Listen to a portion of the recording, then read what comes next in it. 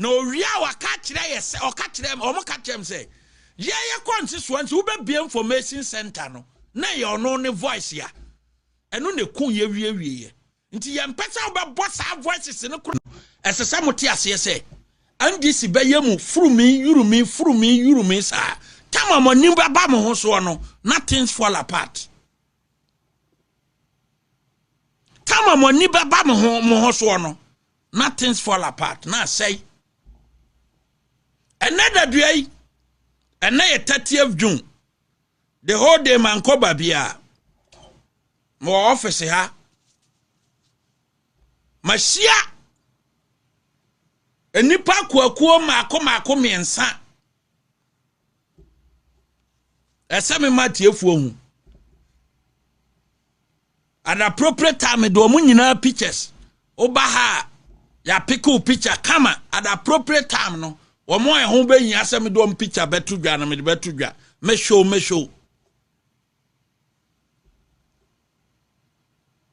wa na enipa num e forosoro ha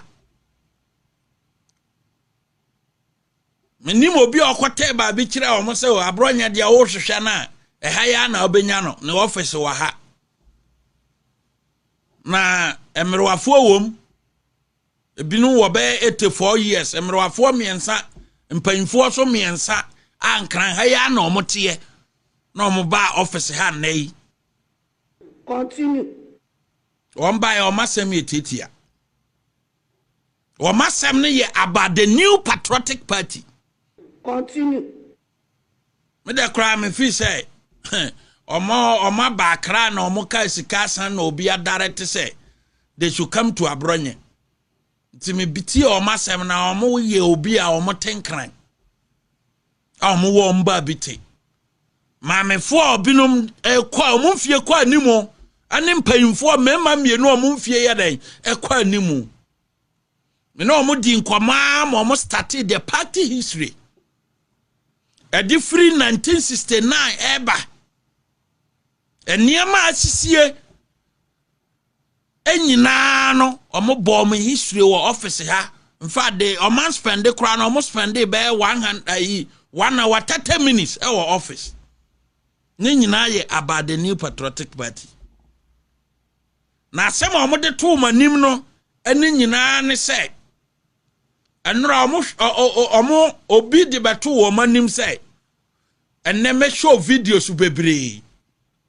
e wo me show no so na videos na me be show no ma me ba ko kasem o se Abronye se onim say sa videos na wo be show no sa videos no na nipa no ye ya one ono anka say kotia no elections number 2 wonim say sa videos no dodo na no and this you sue e de ye campaign ti anam so ene de the whole Ghana me hu constituency as any pan in videos or mammo 2024 elections and the economy to fine. It in next also have videos in nyina na. Ya can be on Facebook and near my bay because nipa no just never 2 year nim no or the tray. Until next say ya show baby I will say to krom baby ano. Ombe jina nsuom. Ansa no bi kire say ha no hye. No mbae. Omasem no na ehia de ntia me ma mefo na omo baaye ne papafo no baaye no womasem hia me ne say I listen to them because me hwa omo age omadie 84 years na oguso ka NPP asema a opese NPP nya fa ahodie NPP nya fa foundation ye rebede NPP na samba power. Then I ask myself say o hwa omo age na no more can 1969 asem wo more can 54 elections ho asema e dien Kraa na nka omo ne hwehwe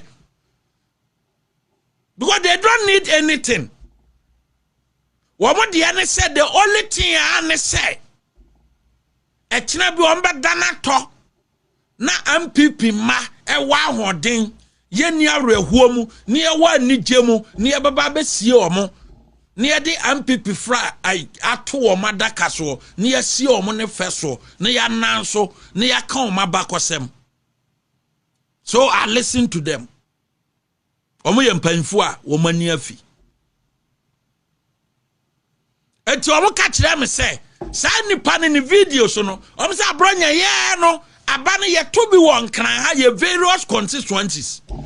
ye mpanfo a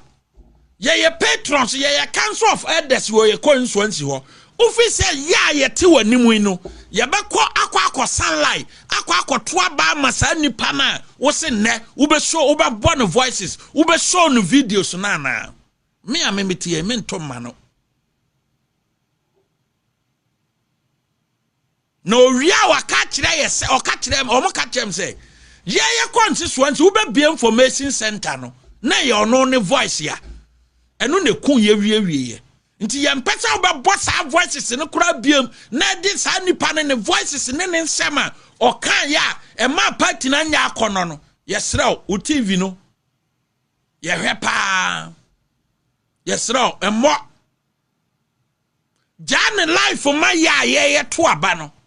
na nyame ya adoma NPP for 31st January no ma sete no ye be kwa akoye wa koma so ade aye den ama nka na sem bie because na maame ba ko apagya ne nsa yem se kokromotiti asie ya medi kwa akotim so de minimba bia me kotoma ba ko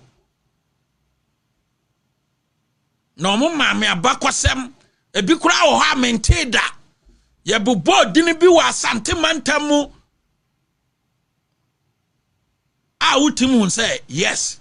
party no omunim wasem ampa paadie na do mba pie nkran na omunim party no mu abakosem ampa nti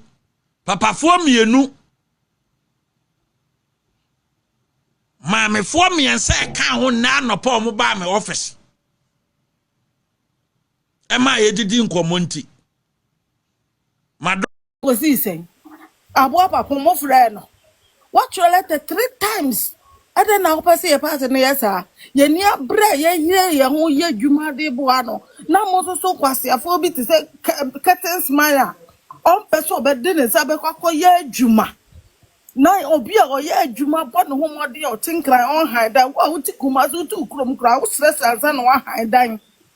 Na obekan kwasi asema kire ya se Kennedy Agyapong karage hwan ne Kennedy Agyapong mens na yo party no no Mexican onka ho ton na nka before dem gum wani ma se ye papa yi be ma papa mana bedi ya ni ma ye Kennedy Agyapong se se yo papa bia ye ntro yes ye be expose ne se ma akeka na ye ntro nyina now the one you see am na nsenya hwe ntro akodi o despite yi ho that creation no see ni ane na ye that creation meanwhile who Nguasi akwaba.